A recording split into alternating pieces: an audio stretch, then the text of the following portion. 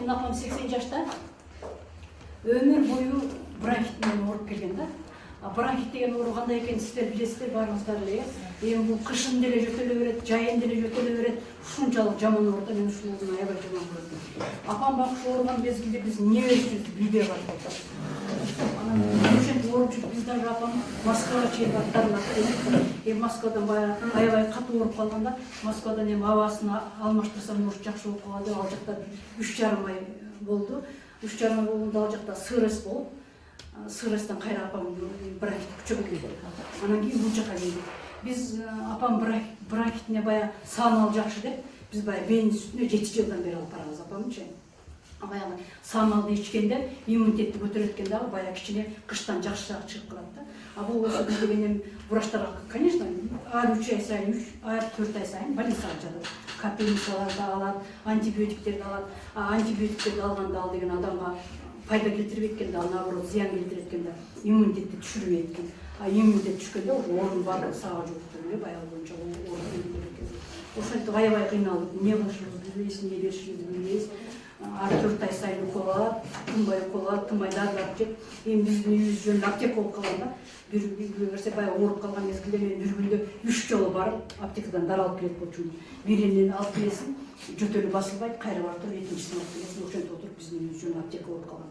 Кадимкидей аптека чыктанып калганда.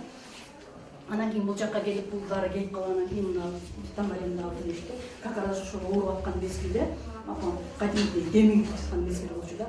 Анан муну алып барып берсин эле, баягы бир ичкен эле баягы демиккен жакшы болуп калды.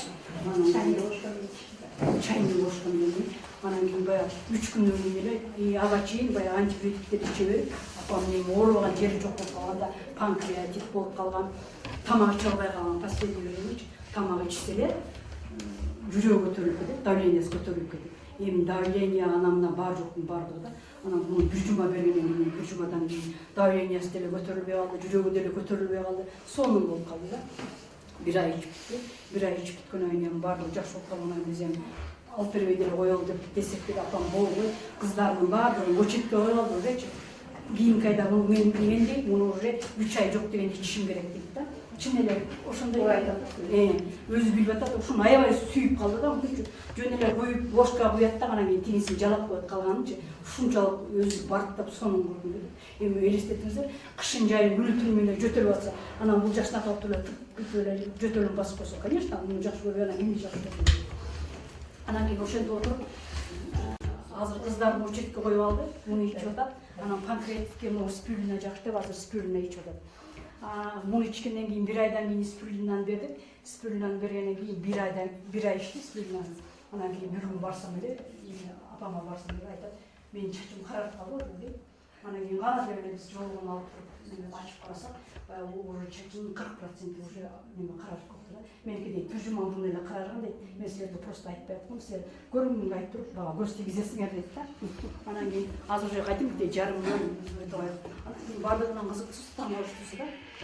Бир пучогу, мындай бир пучогу баягы чачымдын учуна чейин карарыпты да. Таң калды да. Бир жактан жер бар,